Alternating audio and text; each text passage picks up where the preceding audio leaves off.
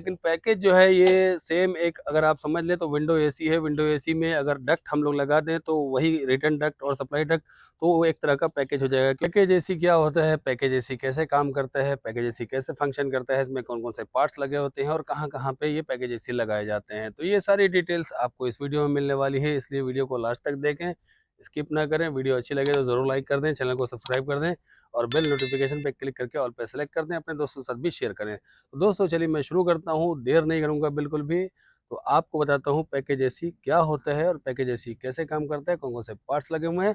तो सबसे पहले मैं आप लोगों को बता दूँ, आप लोगों ने बहुत सारे एचपीएसी सिस्टम देखे होंगे, चिलर सिस्टम देखे होंगे, तो स्प्लिट एसी और डक्टेबल एसी बहुत सारे एसी होते हैं। तो उसमें आप लोग जानते हैं कि इंडोर जो डीएक्स यूनिट या स्प्लिट एसी होता है उसमें इंडोर अलग लगा होता है, आउटडोर अलग लगा हुआ होता है और उसके बीच में जो लिक्विड लाइन और सक्शन लाइन के लिए कॉपर का पाइप दिया हुआ होता है। तो चिलर सिस्टम की बात करें तो एयर कूल्ड चिलर के बारे में, तो एयर कूल्ड चिलर में कंडेंसर फैन, कंडेंसर और कंप्रेसर और एवापोरेटर ये सब एक साथ होते हैं और वहाँ से चिल्ड वाटर लाइन जो आता है एवापोरेटर में, वो वाटर का सर्कुलेशन वहाँ से होता है। और जो वाटर कूल्ड है, वाटर कूल्ड में भी चिल्ड वाटर लाइन का सर्कुलेशन होता है, लेकिन उसमें कंडेंसर वाटर कूल्ड होते हैं और कूलिंग टावर लगाया जाता है क्योंकि कंडेंसेशन होने के लिए। तो ये दो तीन तरह आपने बताया। लेकिन पैकेज एसी की बात करें तो पैकेज एसी में दो पार्ट होता है, एक ही जगह में, अलग अलग नहीं होता है, एक ही साथ होता है। उसमें एक एवापोरेटर का एरिया होता है और एक कंडेंसेशन का एरिया होता है, कंप्रेसर उसी जगह पे होता है। तो चलिए मैं आपको दिखाता हूँ। तो पैकेज एसी की बात करें तो ये आप लोग जो देख रहे हैं ये एक ही जगह पे ये एवापोरेटर का एरिया है और ये कंडेंसेशन का एरिया है। इसके अंदर कंप्रेसर है और इसके अंदर एवापोरेटर है, ब्लोअर है।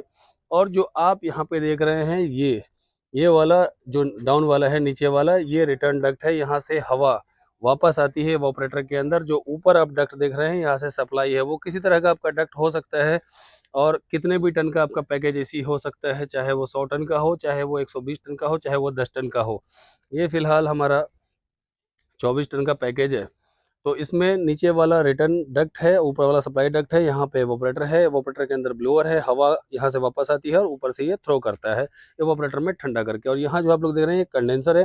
कंडेंसर का कंडेंसेशन करने के लिए यहाँ पे जो आप लोग देख रहे हैं ये 3 कंडेंसर फैन दिए गए हैं, क्योंकि इसके अंदर 3 कंप्रेसर हैं। मैं कोशिश करता हूँ आप लोगों को अंदर से भी दिखा दूँ। तो यहाँ पे देखें आप लोग, इसके अंदर 3 कंप्रेसर हैं 8-8 टन के। यहाँ पे ये इस तरह के 3 कंप्रेसर लगे हुए हैं और ये इसका कंट्रोल पैनल है। कंट्रोल पैनल भी बहुत आसान है, आप लोगों को इसके बारे में भी मैं एक वीडियो बना दूंगा। बहुत सारे हमारे भाई ने रिक्वेस्ट किया था कि कंट्रोल के बारे में बताएं।